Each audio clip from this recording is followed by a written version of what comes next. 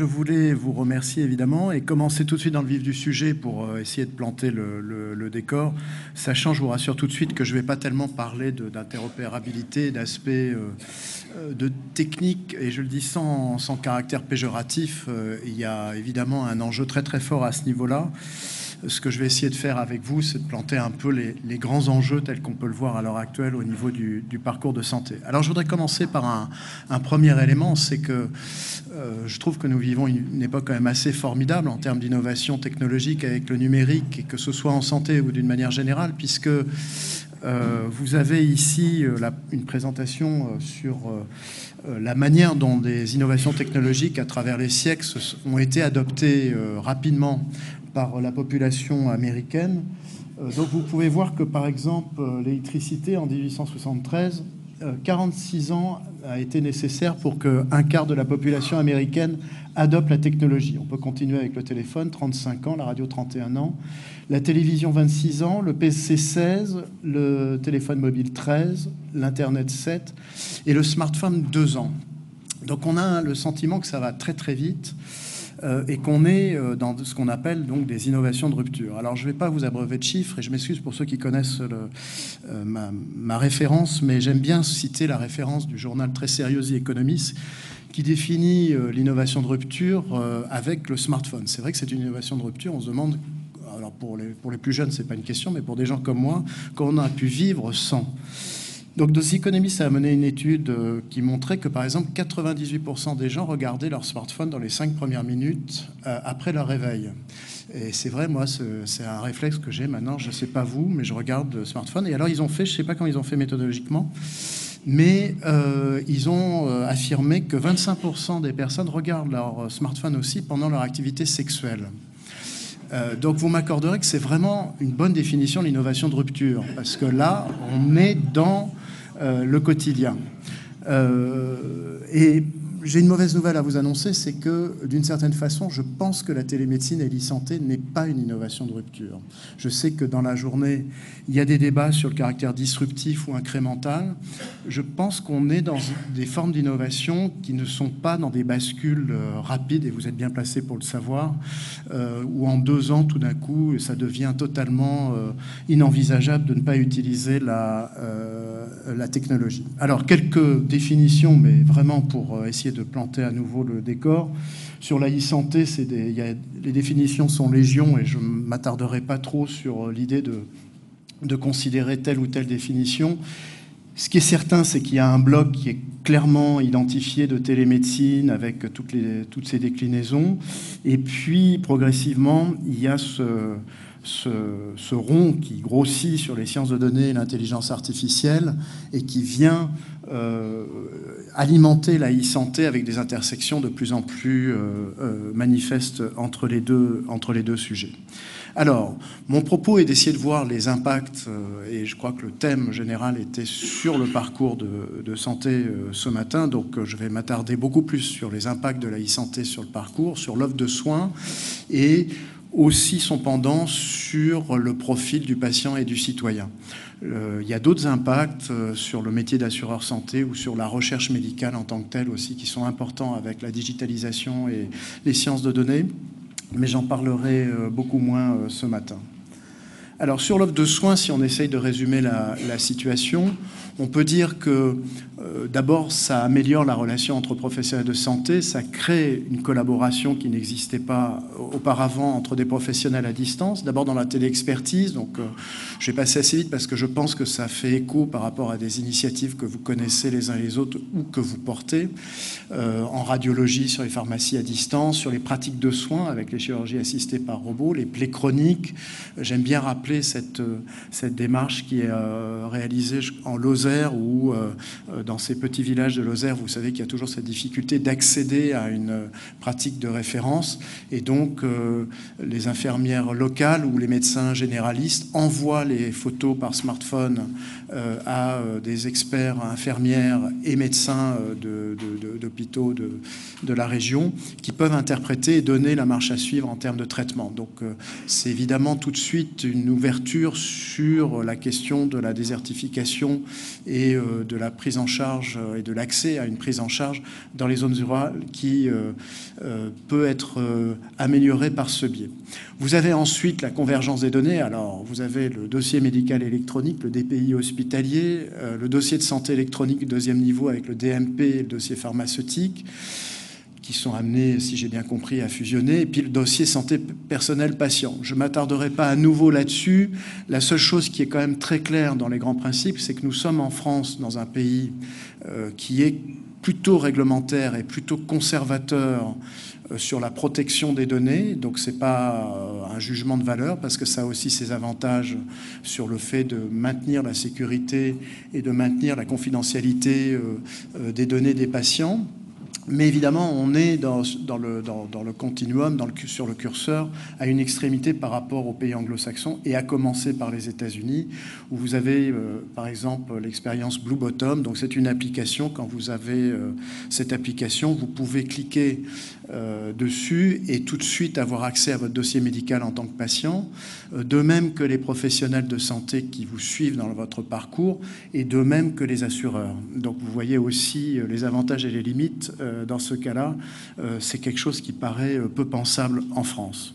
Alors, vous avez également, en miroir de la relation entre professionnels de santé, la relation entre professionnels de santé et patients, qui est aussi améliorée dans des services à distance. Donc, vous avez d'abord toutes les cabines de consultation à distance pour les patients. Vous avez les piluliers et les capteurs. Alors, vous avez sur les piluliers des exercices itératifs pour améliorer la situation. Nous, par exemple, à Gustave-Roussy, nous utilisions des piluliers donc avec un couvercle qui s'ouvre et qui envoie un signal à l'établissement de santé qui permet de dire que le patient a pris son médicament. Alors tout de suite, on se pose la question, mais est-ce que le fait d'ouvrir un pilulier signifie que le patient a réellement ingéré la pilule? Alors maintenant, vous avez les pilules super intelligentes, c'est-à-dire que vous avez une petite puce et quand vous ingérez le médicament, vous avez une réaction avec le suc gastrique qui fait que vous avez le signal qui garantit que le médicament est dans l'estomac. Je précède tout de suite la question qui m'a été posée un jour, c'est d'être sûr que ce soit l'estomac du patient et pas de son chien.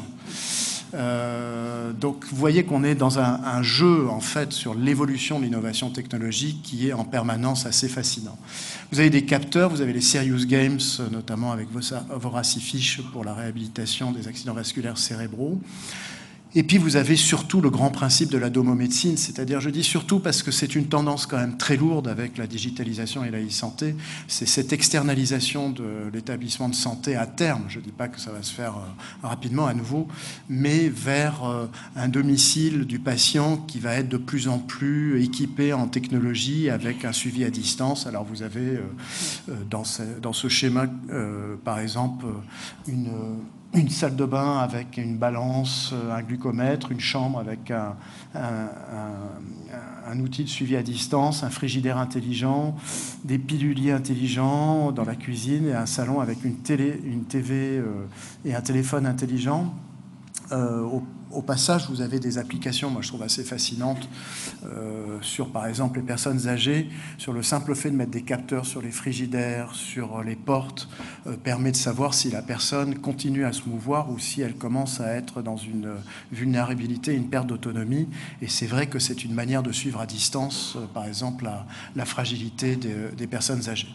Et puis, dans cette relation entre professionnels de santé et patients, vous avez l'accompagnement du patient dans son parcours. C'est, je dirais, le thème central, avec des applications Internet, des plateformes et des infirmières, j'ai ajouté plus ou moins virtuelles.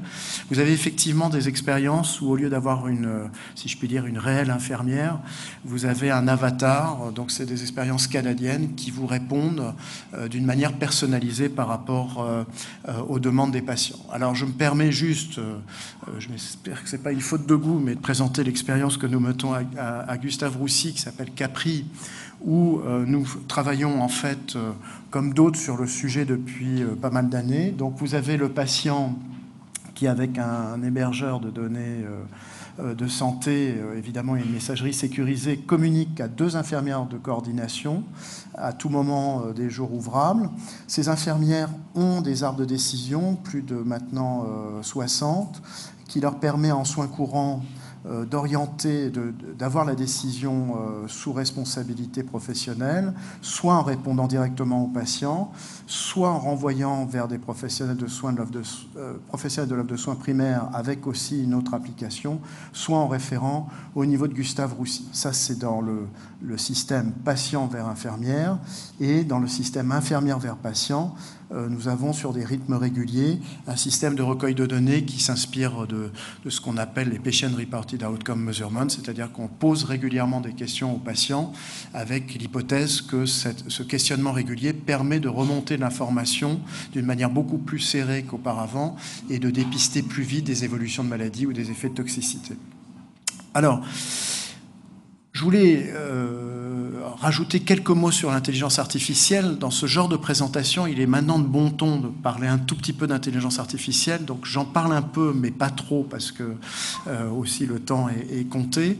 Mais c'est vrai qu'on voit maintenant les prémices en routine de l'application de nouvelles technologies liées de l'intelligence artificielle.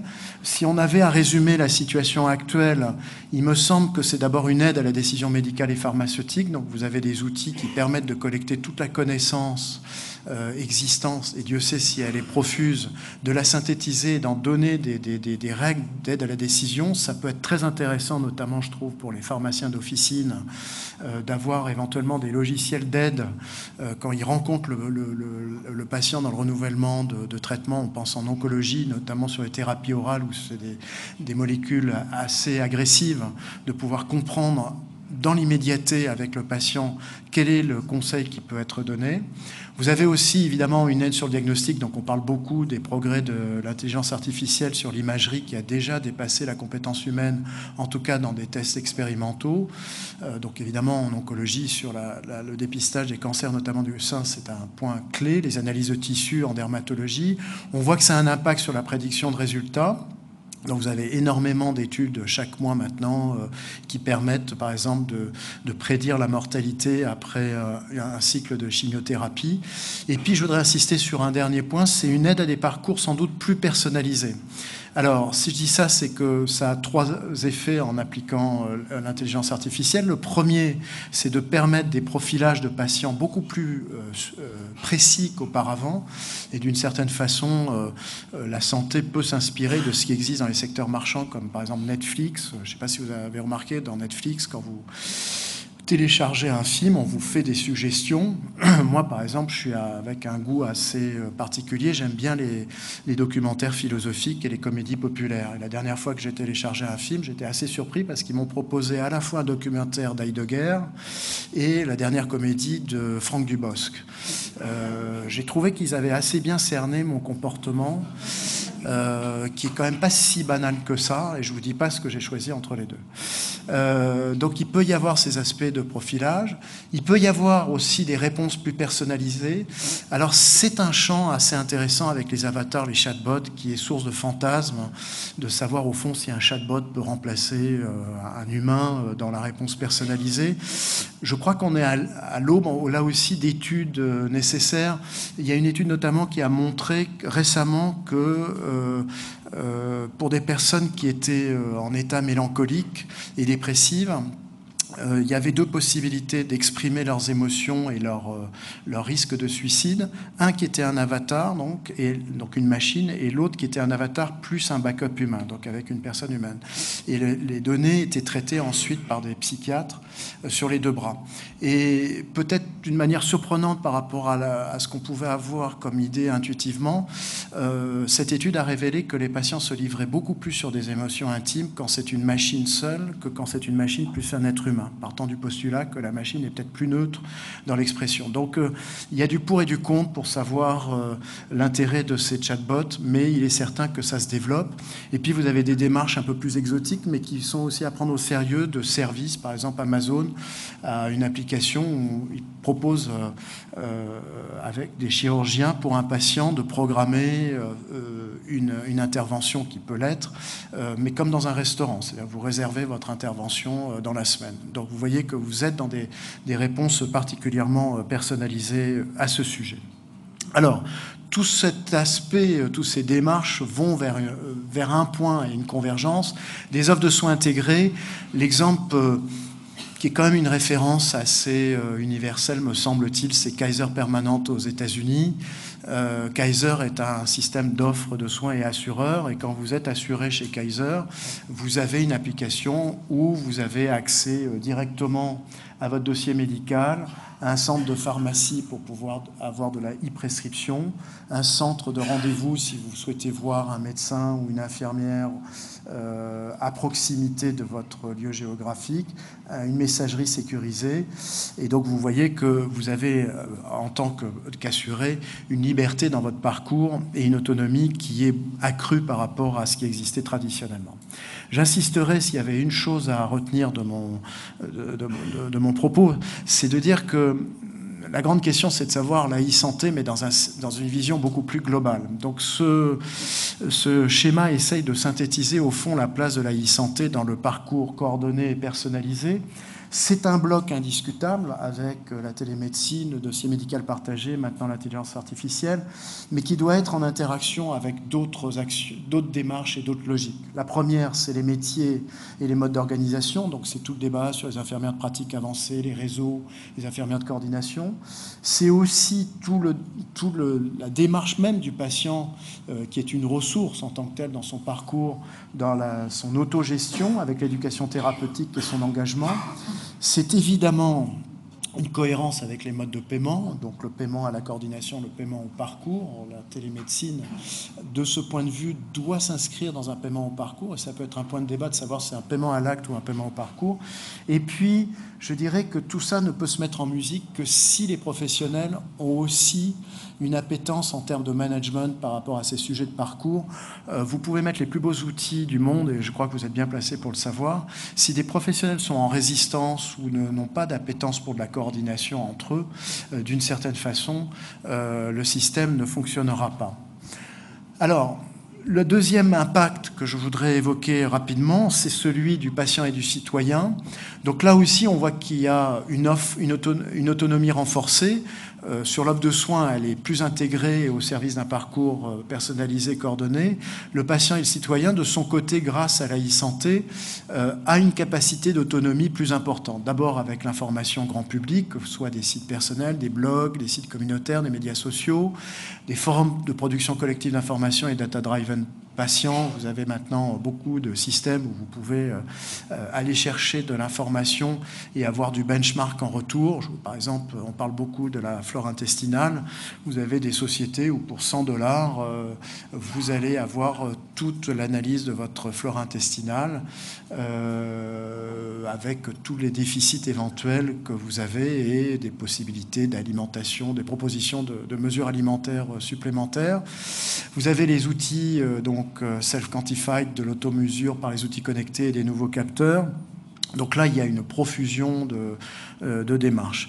Il est certain que les big data permettent aussi d'améliorer cette notion avec la médecine prédictive, qui est un des piliers de la médecine dite de demain, des 4P.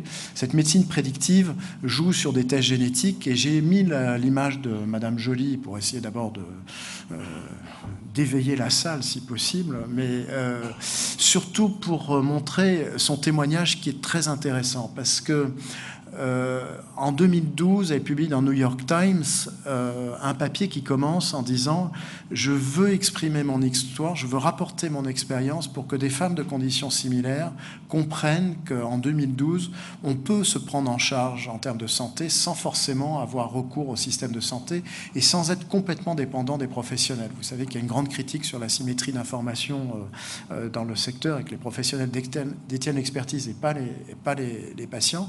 Et elle essaye d'expliquer justement qu'il y a une autonomie renforcée à la lumière de sa démarche, et elle l'a décrit. Elle était donc à risque, comme vous le savez peut-être, de cancer du sein du fait des mutations génétiques BRCA1 et 2, de ces deux côtés, paternel et maternel. Elle a fait le test génétique qui a confirmé qu'elle avait les mutations. Donc ça, c'est la première étape où elle est autonome puisque c'est elle qui décide de faire le test. La deuxième étape, c'est la décision partagée dans les mesures préventives. Elle avait le choix entre un suivi régulier de mammographie ou une opération chirurgicale, donc une mastectomie bilatérale. Elle a choisi la deuxième option et elle explique donc que le troisième point, c'est que depuis, elle se considère avoir pris en charge sa maladie, enfin son risque de maladie. Et ce qui est assez intéressant, c'est que suite à ce papier, on a vu un Angelina effect, c'est-à-dire beaucoup de femmes de conditions similaires ont commencé à faire des tests génétiques et ensuite à se poser des questions de mesures préventives en cas de caractère positif de la mutation. Au passage, je n'y reviendrai pas, ça pose aussi une question en termes d'assurance, puisque maintenant, vous voyez bien que la mesure préventive en tant que telle devient un enjeu, parce que quand vous faites une mastectomie à titre préventif, la question est de savoir qui paye dans le système d'assurance. Donc, le patient et le citoyen, l'IA dans tout ça, également plus de prévention, donc la meilleure alimentation, l'analyse et prédiction des problèmes liés à la flore intestinale, comme je l'évoquais, les migraines. Vous pouvez avoir aussi un assistant virtuel pour un accompagnement thérapeutique et de bien-être. Donc vous avez beaucoup d'initiatives à l'heure actuelle, des applications qui personnalisent le parcours pour trouver un médecin, sur des aspects administratifs, le suivi du poids, le stress, l'activité physique. Sur les personnes âgées, vous avez des compagnons sous forme d'animal, par exemple, je ne sais pas s'il y a des représentants, mais à l'hôpital Broca, sur les personnes qui sont atteintes de démence, il y a une expérience avec un phoque, qui régule l'humeur en fait des personnes et qui se substitue d'une certaine façon à l'interaction avec les êtres humains, parce que parfois il y a des phases de violence, si vous voulez, et il semble que la présence de ce compagnon animal offre des vertus pour réguler l'humeur de ces personnes. Et puis vous avez des pistes, nous on travaille pas mal par exemple sur les techniques du nudge, je ne sais pas si vous êtes familier sur ces techniques, c'est des techniques de changement de comportement, donc là ça serait le changement de comportement des patients. C'est très connu ces dernières années en management parce que c'est des outils qui essayent de faire changer d'une manière assez douce le comportement et les habitudes pour des personnes qui sont par exemple résistantes à l'observance des traitements. Alors le cas qu'on donne brièvement, c'est l'histoire de l'aéroport d'Amsterdam et de la mouche. Je ne sais pas si vous la connaissez, je vais la raconter rapidement. Nous, les hommes, donc les hommes genre masculin, nous avons beaucoup de qualités, mais nous avons aussi un petit problème, c'est que nous ne sommes pas toujours très précis quand nous allons aux toilettes. Et donc, dans les aéroports, ça pose un vrai problème de coût de logistique et de nettoyage. Il y a eu donc une tentative de nudge, c'est de jouer sur une autre caractéristique des hommes, c'est que nous sommes assez ludiques.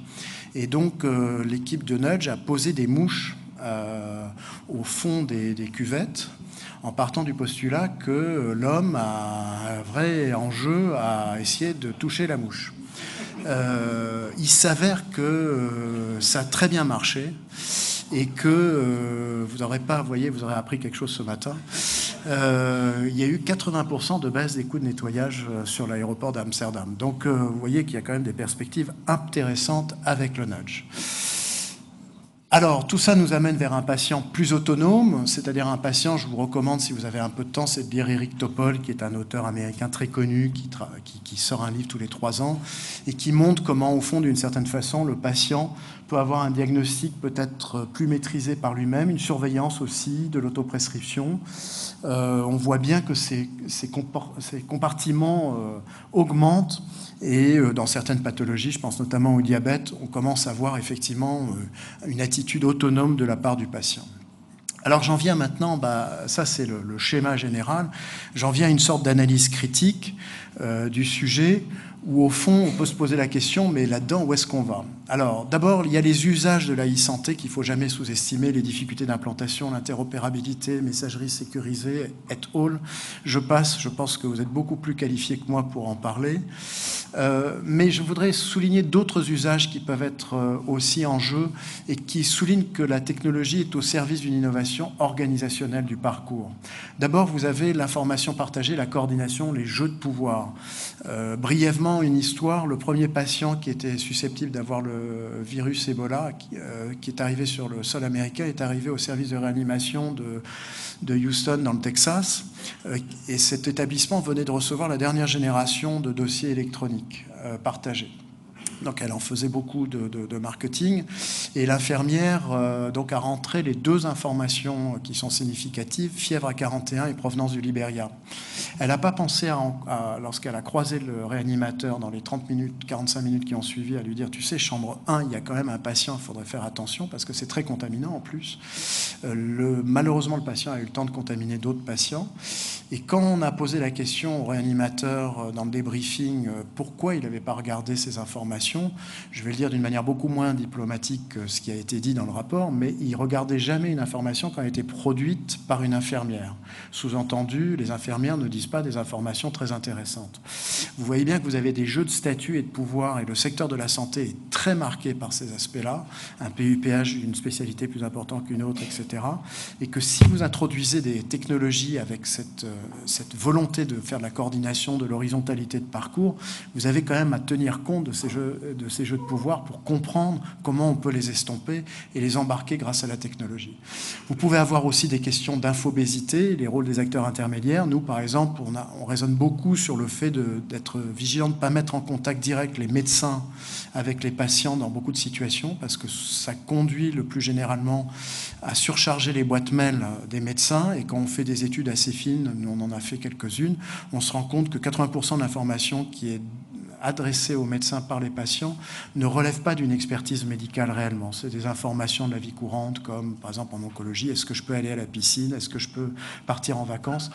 Ce qui est important dans ces cas-là, c'est d'avoir des acteurs intermédiaires pour ne pas asphyxier les médecins dans leur expertise, qui d'une certaine façon deviennent des facteurs de résistance si on les met en lien direct. Et puis vous avez un engagement du patient qui peut être aussi variable, c'est-à-dire que vous avez des patients qui n'ont aucune envie de se prendre en charge, comme par exemple Madame Joly, et qui souhaitent le modèle, si je puis dire, paternaliste historique sans autre question.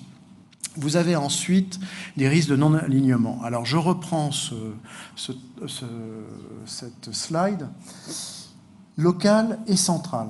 Local, c'est-à-dire et central. Le central et l'action publique, en règle générale, structure sur les paiements, une structuration réglementaire, et il me semble que M. Pont est aussi dans cette démarche, et puis a aussi maintenant un rôle d'accompagnateur. C'est aussi ce qu'on entend dans les propos à l'heure actuelle de la politique publique, et un rôle dans l'évaluation. Alors déjà, évidemment, il y a une question d'articulation, quand on dit d'alignement, entre le développement de toutes ces démarches-là et puis l'initiative locale, si je puis dire, que représente le parcours coordonné qui met de la e-santé, des nouveaux métiers.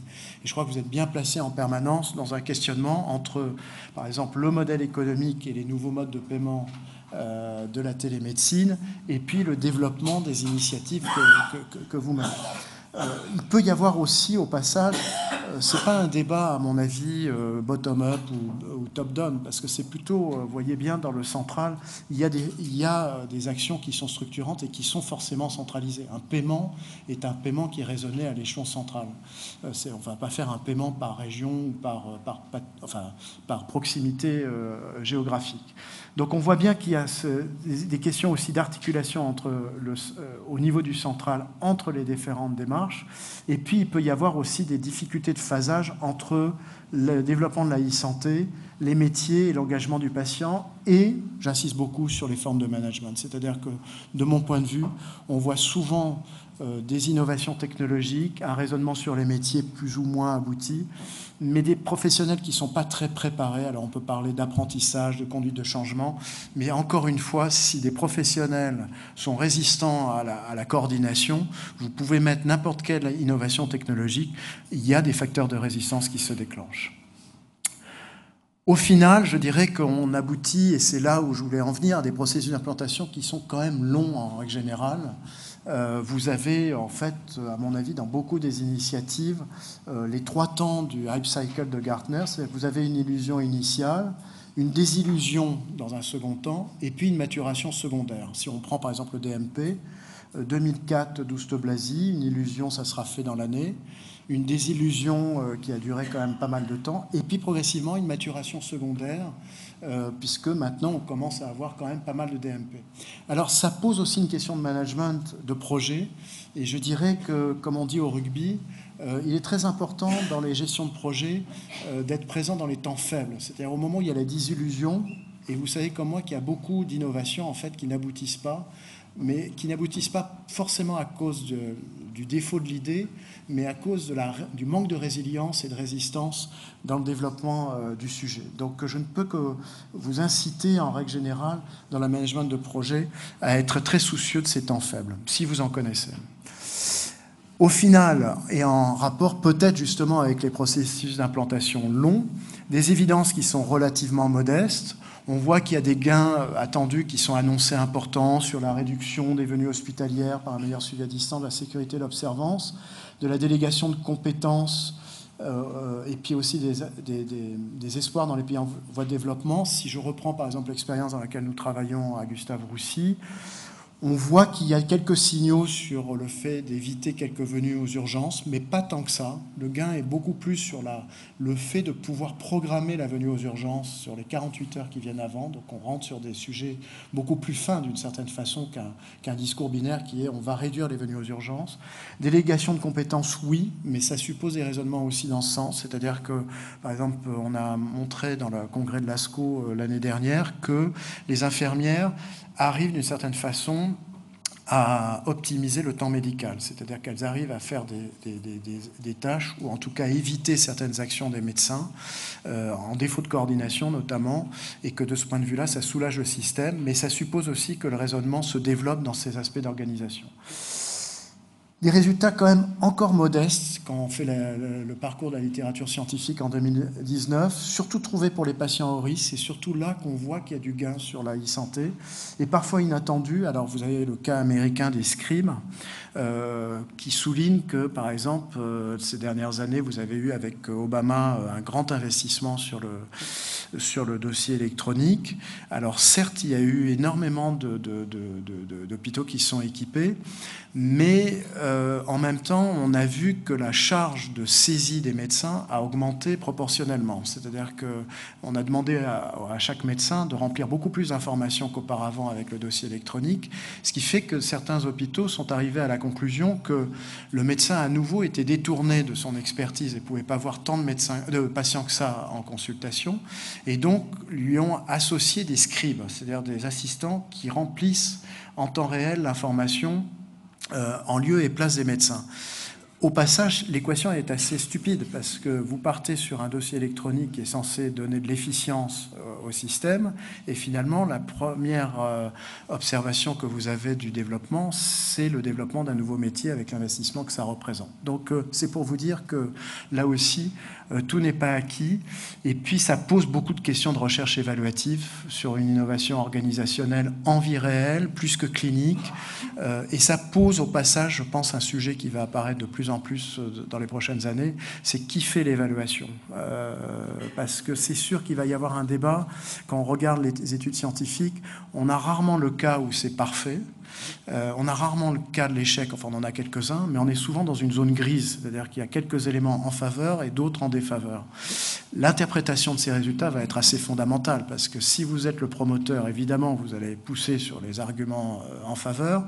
Si vous êtes le régulateur public, comment va se faire le raisonnement? Est-ce qu'il va y avoir débat contradictoire? Il va sans doute y avoir un enjeu de cette nature, me semble-t-il, dans le futur. Des questions pour terminer, des questions d'inégalité liées à la e-santé, dans la stigmatisation de certaines populations à origine génétique, dans l'emploi de la e-santé avec une fracture digitale, comme on dit, qui semble s'estomper. Alors je reste très prudent parce que nous, on s'est peut-être fait piéger dans notre expérience, je ne sais pas si c'est partagé, mais on a fait une étude sur l'appétence des patients venant à Gustave-Roussy par rapport aux applications digitales, et cette étude a montré qu'ils étaient tout à fait prêts. Et puis au quotidien, on se rend compte qu'entre téléphone et applications et numérique, c'est pas si simple. Le téléphone reste quand même très compétitif quand on offre les deux. Et donc, il y a un positionnement respectif à comprendre qui est assez fondamental. Et puis, dans la diffusion de l'innovation numérique, ça, je crois d'ailleurs que cette journée l'incarne très bien sur le fait d'estomper ce risque. il ne faut pas, moi je représente 2 institutions, Polytechnique et Gustave Roussy, je n'ai pas trop d'inquiétude sur le fait qu'il y aura de l'innovation dans les prochaines années. Mais je suis aussi originaire d'un petit village au fin fond du Béarn. Je ne suis pas sûr qu'il y ait les mêmes raisonnements avec la même intensité. Et c'est un vrai sujet de comprendre aussi comment le territoire, évidemment, est drainé par toutes ces innovations. Et en regardant le programme, il m'a semblé que justement, il y a des éléments qui rassurent sur ce plan. Alors, les premiers impacts perçus de l'IA, rapidement, la mutualisation des données. On voit qu'il y a des difficultés sous-estimées sur le fait de faire de la plateforme de données. Je vous rappelle le cas de Watson et de IBM, qui avait contractualisé pour 60 millions de dollars avec un des grands centres de lutte contre le cancer nord-américain, et qui s'est rendu compte que d'exploiter les données du dossier médical, c'est pas si simple, et qui a découvert d'une certaine façon, par apprentissage, à ses dépens, l'enjeu du Natural Process Learning. Vous avez les questions d'interopérabilité, transparence dans l'usage, partage des données dans le Data Hub. Les questions d'usage, à nouveau, sur l'IA. Alors, moi, je participais il y a 15 jours aux journées de la radiologie. Le thème des journées, c'était le radiologue augmenté. Donc, on se dit qu'avec l'intelligence artificielle, la radiologie étant un des métiers les plus impactés, on va avoir du gain de temps. Ce qui est vrai, on commence à sentir qu'il va y avoir du gain de temps. Ce qui est intéressant dans le comportement humain, et ce n'est pas du tout une critique, mais on prend toujours l'hypothèse la plus favorable. C'est-à-dire que si on a du gain de temps, on va pouvoir prendre plus de temps pour voir le patient, on va éventuellement éviter du burn-out, donc c'est des études par exemple sur le fait qu'avoir plus de temps procure du bonheur, mais on oublie toujours l'autre hypothèse, c'est-à-dire que le gain de temps, c'est peut-être aussi la possibilité de mettre plus de patients au contact du radiologue et d'intensifier encore plus ce travail. Alors je ne dis pas que c'est ce qui va se passer, mais c'est simplement que l'usage de la technologie est un enjeu très très fort et que dans les représentations en règle générale, on adopte par anticipation les usages les plus positifs en oubliant parfois le côté un peu plus négatif. L'impact élevé sur les métiers des professionnels du parcours, donc vous avez certainement des métiers qui vont être impactés dans le parcours selon le caractère automatisable de la tâche. On dit que les métiers qui vont être le plus impactés sont les métiers où les tâches sont répétitives, application de consignes, où la résolution de problèmes se fait par autrui et l'absence d'interaction sociale. Ce qui peut être inquiétant, et la santé est certainement concernée comme d'autres secteurs, c'est d'une certaine façon d'avoir une bipolarisation du marché du travail, c'est-à-dire des emplois très qualifiés qui resteront humains et des emplois peu sophistiqués qui seront très touchés par le caractère d'automatisation. Et certains travaux à l'heure actuelle montrent qu'il y a dès maintenant peut-être à aussi anticiper un autre facteur, c'est que c'est peut-être une chance aussi sur la compétence humaine, c'est-à-dire de désautomatiser certains travaux qui étaient justement sur des aspects répétitifs et de développer des compétences proprement humaines, de créativité, de dextérité manuelle, de résolution de problèmes. Ça peut paraître encore une vue de l'esprit. Vous avez des écoles aux États-Unis qui, sur ce principe, et dans le rapport Villani 2018 aussi, c'est souligné dans le système éducatif, de pousser peut-être les étudiants à être plus sur des exercices de créativité. Et pour revenir sur mon cas américain, vous avez des écoles encore il n'y en a pas beaucoup, mais qui commencent à avoir un module de visite de musée pour exercer justement l'observation des étudiants de médecine, toujours dans cet esprit de créativité et d'ajouter cette compétence pour les professionnels de santé de demain. Vous avez enfin des problèmes éthiques, évidemment, sur les risques d'abus potentiels dans les utilisations de systèmes d'apprentissage et biais de sélection, et puis aussi le côté opaque de l'algorithme, de l'interprétation de ce qui se passe. Puis vous allez avoir peut-être un sujet, il y a un très joli papier dans Science qui est paru il y a 2 ans, sur le véhicule autonome, mais qui peut très bien, à mon avis, se transférer dans la santé. Normalement, l'IA va permettre de diminuer les risques, notamment de mortalité, mais il en restera. Et le problème est de savoir qui vous tuez. Donc, dans le véhicule autonome, par exemple, cet article montrait les 3 choix possibles, c'est-à-dire vous tuez le conducteur, vous tuez le passager avant, ou vous tuez les piétons qui traversent la route. Évidemment, ce n'est pas la même chose selon le point de vue que vous considérez et où vous vous situez dans la situation. Donc, on va avoir ces débats éthiques, il y en aura moins, mais d'une certaine façon, on transfère le risque sur des aspects autonomes. J'en ai fini. Pour terminer, 2 diapositives sur où est-ce que ça nous projette demain. Alors, ces exercices de prospective sont toujours très dangereux parce que comme on dit, le passé des analyses du futur a toujours été très cruel pour ces auteurs. Mais si on se lance dans un exercice de réflexion, on peut dire qu'on a certainement des préventions plus développées avec la e-santé, une offre de soins curatifs plus intégrée, sur mesure et réactive, l'importance du domicile, c'est sûr que ça affirme par les suivis à distance le rôle du domicile, des hôpitaux high-tech en moins grand nombre, probablement. Donc il y a des plateaux techniques, mais il va y avoir de l'externalisation de plus en plus affirmée si on suit la logique de ces développements de la e-santé. Des hôpitaux de proximité aussi qui peuvent être transformés en maisons plateformes de soins. Vous avez là aussi des expériences comme par exemple le Mercy Hospital à Saint-Louis, où il n'y a plus de lits, mais vous avez des infirmières et des médecins et du monitoring avec des graphes et beaucoup de suivi à distance. Donc des hôpitaux qui maintenant sont très centrés sur des data centers et sur le développement de data centers pour développer ces plateformes. Les médecins, de la même façon, en moins grand nombre, face à des patients plus autonomes, des pharmaciens d'officine qui affirment leur rôle d'expert, des suivis à distance, comme je vous l'ai évoqué dans les zones rurales, il y a un espoir à ce niveau-là. Quelque chose qu'on oublie, c'est une production plus automatisée, des gains d'efficience sur ce qu'on appelle les basses couches logistiques. C'est par exemple la traçabilité sur la nourriture. Et puis sans doute une couverture assurantielle différente du service personnalisé à la réparation. On ne va plus avoir seulement que la réparation en jeu, les compagnies d'assurance l'ont déjà doté. Alors je termine par cette prédiction en 2045, le 3 octobre 2045, Solène Maritour, la ministre de la Santé prédictive, veut dérembourser totalement à partir de 2050 les principales maladies mortelles. Selon ce projet controversé, l'alliance du séquençage ADN gratuit, des capteurs connectés et de nouvelles normes médicales, parcours de santé préventif auquel va s'ajouter un parcours bien-être obligatoire, permettent à chacun d'être responsable de ne pas tomber malade. Donc vous voyez aussi dans des visions évidemment un peu fantasmatiques qu'il peut y avoir des scénarios catastrophes où nous serions totalement responsables de notre santé. Je termine pour dire que dans tous ces sujets, l'un des grands enjeux, en tant que chercheur en tout cas, c'est toujours de distinguer la lame de fond de l'écume. Donc je me suis permis d'exprimer cette tension entre deux auteurs, The Creative Destruction of Medicine, Topol 2012, et puis Montesquieu 1722, qui ne s'attendait certainement pas à être dans un iPad un jour. On peut poser pour maxime générale que toute révolution prévue n'arrivera jamais, que si d'un autre côté on consulte les histoires, on ne trouvera partout que de grands événements imprévus. Tout ça pour dire que tout ce que je vous ai dit n'a qu'une importance très relative. Je vous remercie.